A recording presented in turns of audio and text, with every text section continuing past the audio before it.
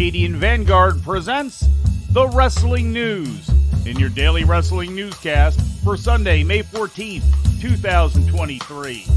Good morning, I'm Mike Sempervive. We begin today with a preempted episode of AEW Rampage broadcast last night on TNT featuring matches taped last Wednesday night at the Little Caesars Arena in Detroit.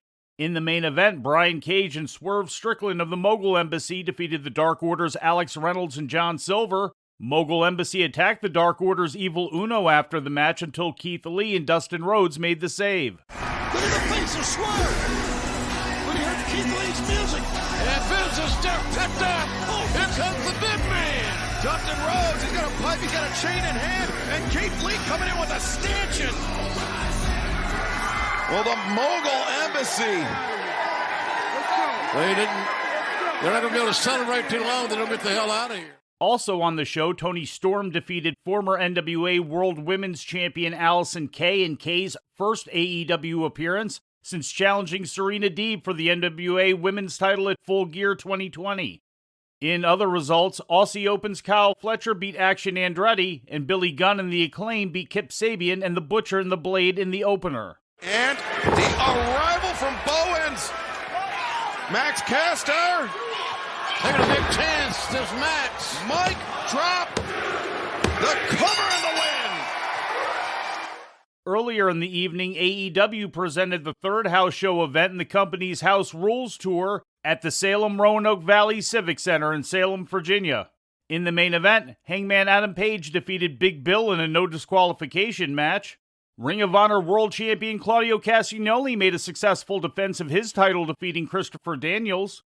Also retaining his title was TNT Champion Wardlow, who defeated Lee Moriarty, as well as FTW Champion Hook, who defeated Ethan Page to extend his undefeated record to 28-0. In other results, International Champ Orange Cassidy and Darby Allin beat QT Marshall and Powerhouse Hobbs.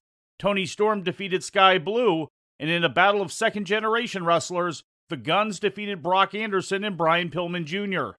This was the first wrestling event held at the Salem Roanoke Valley Civic Center since TNA ran the building 8 years ago. The Civic Center was once a regular house show stop for Mid-Atlantic Championship Wrestling from the late 60s through the early 80s.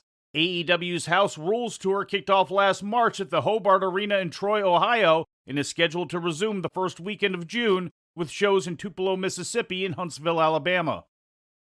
In ratings news, overnight numbers for SmackDown indicate that Friday night's broadcast brought in 2.068 million viewers, according to Spoiler TV. That would be up from the previous week's overnight number of 1.976 million. The overnight rating in the key 18 to 49-year-old demographic was 0.52, also an improvement from the key demo rating for the previous week. Full ratings figures for SmackDown are expected later this week. In injury news, Tony Deppen broke his arm wrestling Zack Sabre Jr. in the main event of Friday night's GCW Fight Night in Brooklyn, New York. In a social media post, Deppen described the injury as a severe break stemming from a freak accident during the match. Deppen continued the match after the injury occurred, but indicated that he will now need surgery.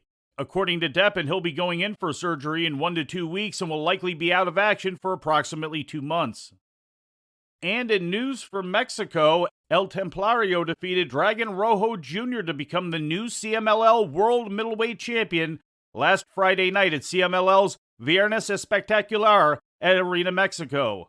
The victory ended Dragon Rojo's second World Middleweight title reign at 405 days, combined with his initial 5.5-year reign from 2011 to 2017. Dragon Rojo Jr. is the longest reigning CMLL World Middleweight Champion since the title was established in 1991.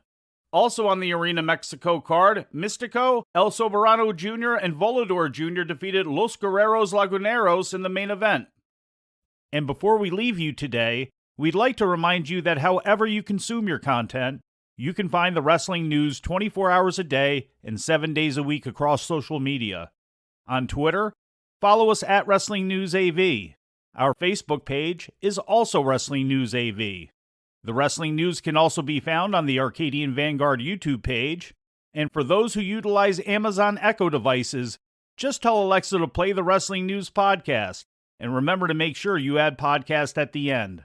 Once again, for daily updates, breaking news, and more, Follow the wrestling news across social media. And that's the news for today. If anything happens, we will be here to tell you about it. No clickbait, no paywall, just the wrestling news. The Wrestling News is a division of Arcadian Vanguard, and the Wrestling Newscast is a production of the Arcadian Vanguard Podcast Network.